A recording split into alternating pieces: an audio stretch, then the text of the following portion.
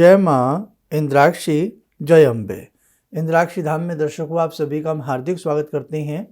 आज के दिन जिन जातकों का जन्मदिवस है, मैरिज एनिवर्सरी है, उन सभी को हमारी तरफ से बहुत बहुत शुभकामनाएं।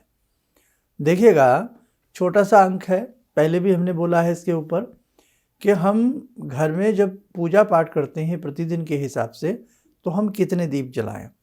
अमूमन कई बार हम बहुत सारे देवी देवताओं की पूजा करते हैं। सोमवार आता है तो शिव जी की पूजा के साथ साथ हम अन्य अपनी दैनिक पूजन भी करते हैं। मंगल आता है तो हनुमान जी की पूजा भी करते हैं। कई बार सुंदरकांड पढ़ने को भी मन करता है। तो कई बार हमारा ये मन भ्रमित हो जाता है कि हम हनुमान जी के लिए अलग दीप जलाएं, शंकर जी के लिए अलग दीप जलाएं, या गुरुदेव के लिए अलग दीप जलाएं। इस प्रकार की शंका हो सकता है किसी के मन में हो, तो आज का ये कार्यक्रम उस सभी शंकाओं का निवारण करने वाला है। आइए पहले आज का हम पंचांग बताएं। 14 दिसंबर सन 2023, दिन बृहस्पतिवार, संवत 2080, मार्गशीर्ष कृष्ण पक्ष, तिथि द्वितीया, नक्षत्र मूल, राहु काल 1:30 से 3, दिशा सूल दक्षिण दिशा। मूल नक्षत्र में भी जिन जातकों का जन्म होता है वो गणमूल नक्षत्र की श्रेणी में आते हैं। ऐसे बच्चों की गणमूल शांति करा देनी चाहिए। अब देखो, प्रतिदिन के हिसाब से सभी पूजन करते हैं।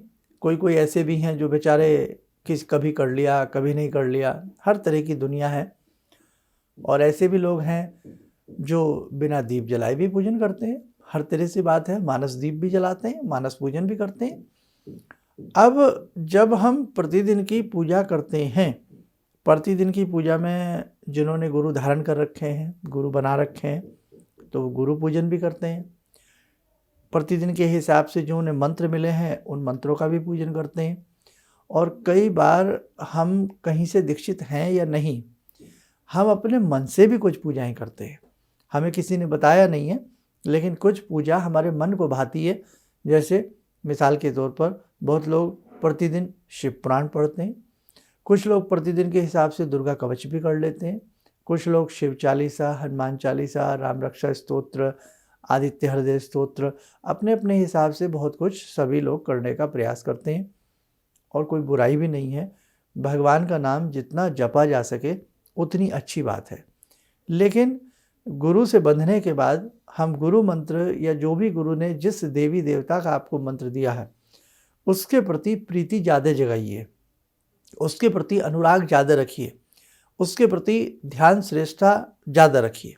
अब ऐसा नहीं है दूसरों के प्रति कम रखिए ना, सबके प्रति ज़्यादा रखिए। भाव जो गुरु मंत्र आपको मिला है उसको मुख्य रूप से जरूर ज़्यादा से ज़्यादा करने का प्रयास करना चाहिए। अब जैसे आपको देवी मंत्र मिला है, तो भगवती की साधना आपको ज़्यादा से ज़्यादा करनी चाहिए। और देवी देवताओं के अपेक्षा उनकी खूब करिए। लेकिन जो आपको गुरु मंत्र भगवान कृष्ण का मिला है, राम का मिला है, श्याम का मिला है, देवी मंत्र मिला है, तो जो मंत्र आपको गुरु मंत्र के रूप में मिले उस पर पूरा फोकस ज़्यादा करना चाहिए। भाव मेरा ये है, और उसको करना ही करना चाहिए, छोड़ना नहीं चाहिए। अब आगे बढ़ो। अब ऐसी स्थिति में गुरु दीक्षा का मंत्र हुआ, गुरु मंत्र हुआ, और जिस चीज़ को या जिस मंत्र को, जिस देवी देवता को हम लंबे समय से ध्यान रहे हैं, अब उनका भी हम मंत्र नहीं छोड़ सकते। उनका भी मन करता है हम चलो 1 माला कर लें या 2 मिनट कर लें। अब वहाँ जब हम दीप जलाते हैं, हमने दीप जलाया, तो मन में अब ये सवाल उठता है, ये दीप क्या शंकर जी के लिए जलाया मैंने? ये दीप क्या मैंने राम जी के लिए जलाया? ये दीप क्या मैंने जो मेरा मूल मंत्र है, गुरु मंत्र है, मैंने उनके निमित्त जलाया? तो देखो बेटा, कहीं कुछ घबराने की बात नहीं होती है। जब हम भक्ति करें, पूजा पाठ करें, तो एक ही दीप जलाएं। बहुत सारे दीप जलाने की आवश्यकता नहीं है कि आप राम जी के लिए अलग दीप जला रहे हैं, हनुमान जी के लिए अलग दीप जला रहे हैं, गुरु जी के लिए अलग दीप जला रहे हैं। नहीं, एक ही दीप जलाइए। और उसी दीप को जलाने के बाद जब आप पंचोपचार, आपसे पूजन आता, पंचोपचार कुछ नहीं होता, जैसे धूप, दीप, चावल, जल, फूल भगवान को चढ़ाना होता है। 5 चीज़ें पंचोपचार। षोडशोपचार 16 प्रकार की वस्तुएं, 16 प्रकार की चीज़ें, उसमें तो जल ज़्यादा है ना। सबसे पहले बैठने का भगवान को आसन देते हैं, मैं आसनम समर्पयामि, पैर धुलाते हैं, पाद्यम समर्पयामि, फिर जल, अर्घ्यम समर्पयामि, आचमनम समर्पयामि, स्नान, स्नान समर्पयामि। 4-5 चीज़ें तो जल की हो गई। फिर वस्त्र, यज्ञोपवीत, धूप, दीप, फूल, चावल, मिष्ठान, ये सारा मिला करके 16 प्रकार से इसे षोडशोपचार पूजन कहते हैं। हमारे पुराने एपिसोड में मिल जाएंगी सारी बातें।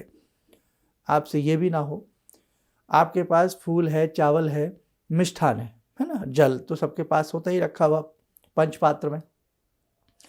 आप सबसे पहले जल चढ़ा दीजिए, थोड़ा फूल चावल चढ़ा दीजिए, धूप दीप का भगवान को इशारा कर दीजिए, फूल चावल चढ़ा दीजिए, और कोई मिष्ठान प्रतिदिन के हिसाब से ड्राई फ्रूट वगैरह रख लीजिए, वो भगवान को चढ़ा दीजिए।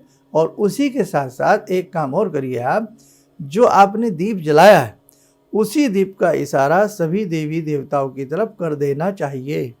उसी दीप का इशारा, आपको अलग से कोई 3-4 प्रकार के दीप जलाने की आवश्यकता नहीं है। एक ही दीप सब पहले गुरुदेव की तरफ उसको ऐसे कर दीजिएगा, फिर बाकी जो भी आपके इष्ट हैं, जिन्हें आप ज़्यादा मानते हैं, जो आपके इष्ट हैं, उनकी तरफ इशारा कर दीजिए। बाकी जो भी आपने घर में और अन्य फ़ोटो रखी हैं, सभी की तरफ उस दीप का, वहीं रखे दीप का इशारा कर दीजिए। अब आप आरती करते हैं, बहुत लोग आरती के लिए अलग दीप जला लेते हैं, वो आपका मन है, वो आप कर सकते हैं। नहीं तो उसी दीप को उठा करके तश्तरी में रख के आरती कर सकते हैं, प्लेट में रख के। और यदि आपने एक छोटा सा अलग दीप जलाना है, आप अलग दीप जला सकते हैं। और यदि दीप नहीं भी उठाना, दीप वहीं रखा रहने दीजिए, आरती गा लीजिए, और बाद में दीप उठा करके थोड़ा सा उस पर जल घुमा करके वही दीप का इशारा सभी देवी देवताओं की तरफ कर दीजिए, ये भी हो सकता है। नहीं तो और एक सरल तरीका बताता हूँ, जो दीप जलाया है उस दीप को वहीं रहने दीजिए, आरती के उपरांत उसी दीप रखे हुए दीप का सारी चहु और इशारा कर दीजिए। थोड़ा सा प्रतिदिन कपूर जला लिया करें, सबसे तरीका अच्छा है। कर्पूर गौरम करुणावतारम संसार सारम भुजगेंद्रहारम पढ़ लिया, आता है तो पढ़ लो, नहीं तो कपूर जला करके थोड़ा बाद में कपूर के जल घुमा करके एक तरफ डाल दें, ताकि कोई कीट पतंग का उसमें आभास ना हो। उसकी शुद्धि के लिए जल एक तरफ डाल करके थोड़ा सा, और उसी कपूरदानी से जो जलता हुआ कपूर है, चहु और भगवान की तरफ इशारा करके बाद में स्वयं भी उस कपूर की ही जोत ले लिया करें, बस। तो ध्यान रखें, भक्ति के लिए, पूजा के लिए वैसे तो मन का दीप जले सबसे श्रेष्ठ है, लेकिन यदि आप दीप जला रहे हैं तो आप एक ही दीप जलाइए, अनेकों प्रकार के दीप जलाने की आवश्यकता नहीं है। दीपावली वगैरह जो हमारे होते हैं वो अलग तरीके के पर्व होते हैं, उसमें अलग दीपों का विधान है, वो भी एक रात्रि के लिए, प्रतिदिन के लिए नहीं होता है। ठीक है, समझ में सबको बात आ गई। अब एपिसोड बड़ा हो जाएगा। दीप किस चीज़ का जलाएं?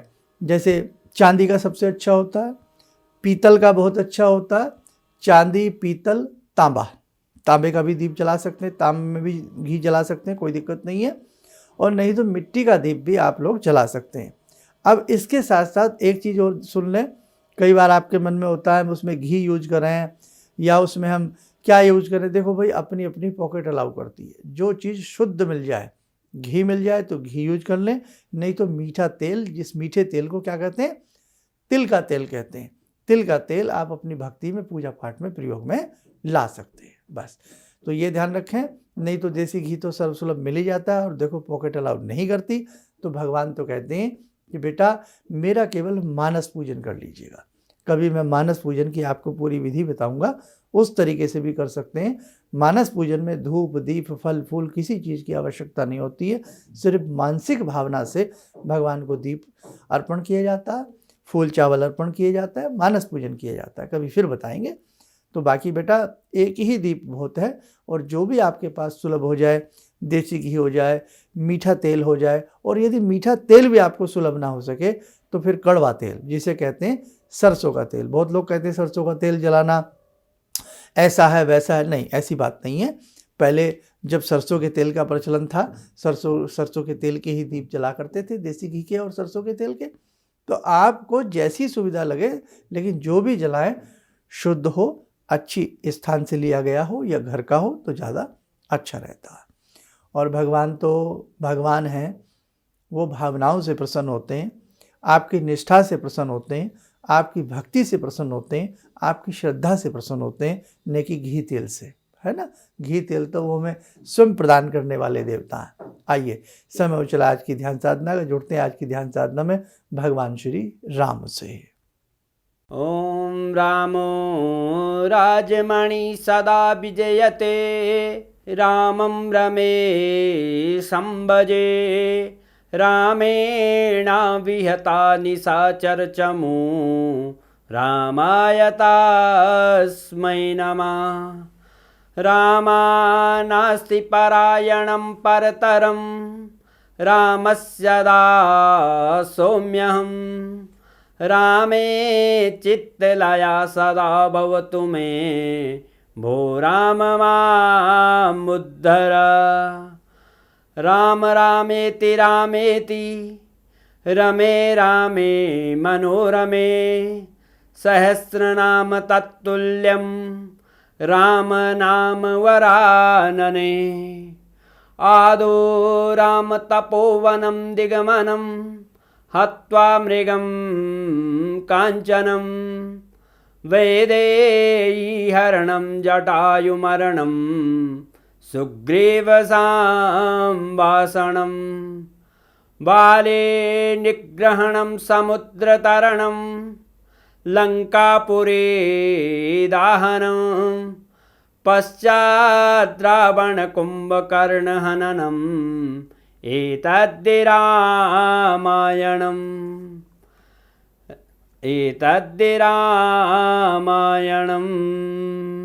कवच बना लें, ध्यान करें, राम जी का शुभ आशीष हम सबके ऊपर बरस रहा है।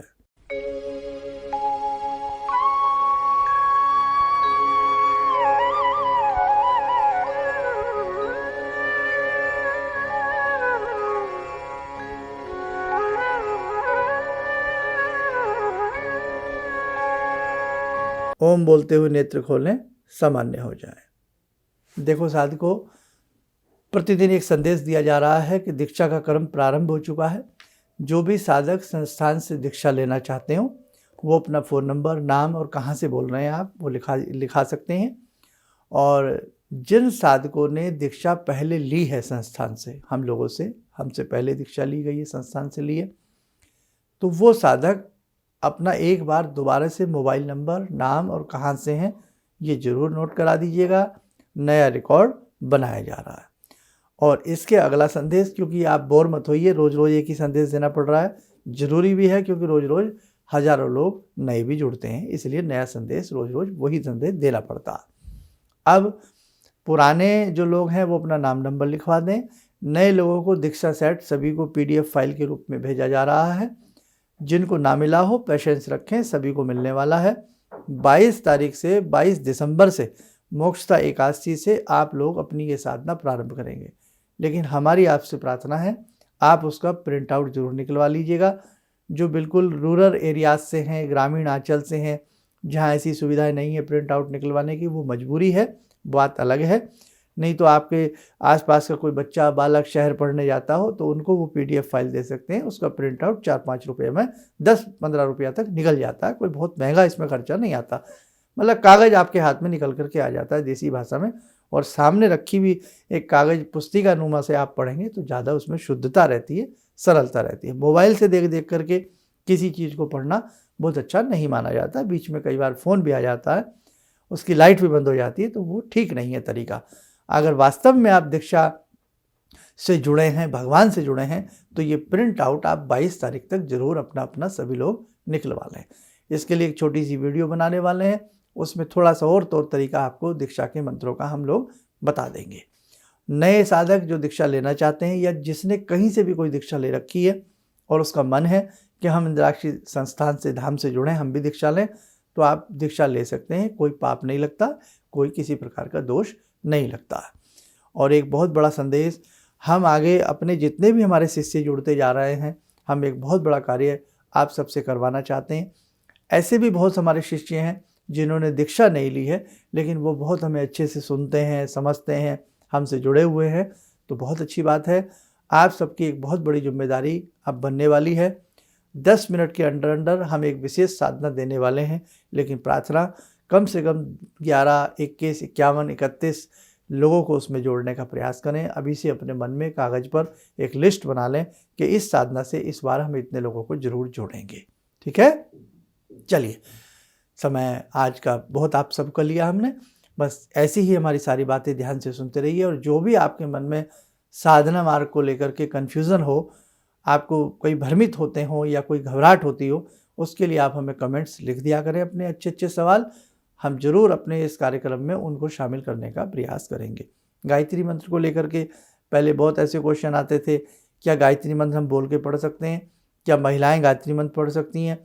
तो हमने सबको आंसर दिया, कोई डर नहीं है, महिलाएं गायत्री मंत्र पढ़ सकती हैं, बिना दीक्षा के भी आप गायत्री मंत्र पढ़ सकते हैं, क्योंकि आप कोई बहुत बड़ा अनुष्ठान नहीं कर रहे हैं। क्या हम स्कूल के प्रांगण में गायत्री मंत्र नहीं पढ़ते थे? क्या हम किसी भी ऐसे स्थान पर जाते हैं वहाँ गायत्री मंत्र नहीं पढ़ते हैं? तो बेटा गायत्री मंत्र पढ़ने में किसी प्रकार का कोई ना महिलाओं को भय है, ना बच्चों का भय है। और देखो बाकी आपका मन का संदेह है, संदेह दूर करना बड़ा मुश्किल कार्य है। इसलिए गायत्री सर्व सुलभ है, एक भगवान से एक नेक प्रार्थना है, शुभ प्रार्थना है, इसको कोई भी कर सकता है। और गायत्री मंत्र ऐसा मंत्र है, ये किसी धर्म की जंजीरों में जकड़ा हुआ मंत्र नहीं है। सद्बुद्धि की कामना की प्रेरणा और प्रार्थना कोई भी मानव कर सकता है। ठीक है, चलिए आप स्वस्थ रहें, सुखी रहें। इन्हीं शुभकामनाओं के साथ हम अपनी वाणी को विराम देते हैं। जय जय अम्बे। भगवान से जुड़ो, और भगवान को से जुड़ने का जरिया आपने बताया, बहुत अच्छा लगा, बहुत धन्यवाद। और सनातन धर्म को जिंदा रखने के लिए आप जो प्रयास कर रहे हैं बहुत सराहनीय है। हम लोग को मौका मिला है, हम लोग भाग्यशाली हैं जो आपके करीब आने का हम लोग को मौका मिला है। किसी भी समस्या के समाधान के लिए मिले प्रसिद्ध हस्तरेखा एवं वास्तु विशेषज्ञ प्रोफेसर धर्मेंद्र शर्मा जी से। नोट: शिविर में भाग लेने हेतु एवं व्यक्तिगत रूप से मिलने के लिए कॉल करने का समय सुबह 10 बजे से शाम 6 बजे तक। हमारे विभिन्न ज्ञानवर्धक कार्यक्रम देखने के लिए आप हमें अभी सब्सक्राइब करें, बेल आइकन को प्रेस करें ताकि आप देख सकें हमारा कार्यक्रम सबसे पहले। और अधिक जानकारी के लिए फेसबुक पेज को लाइक करना न भूलें।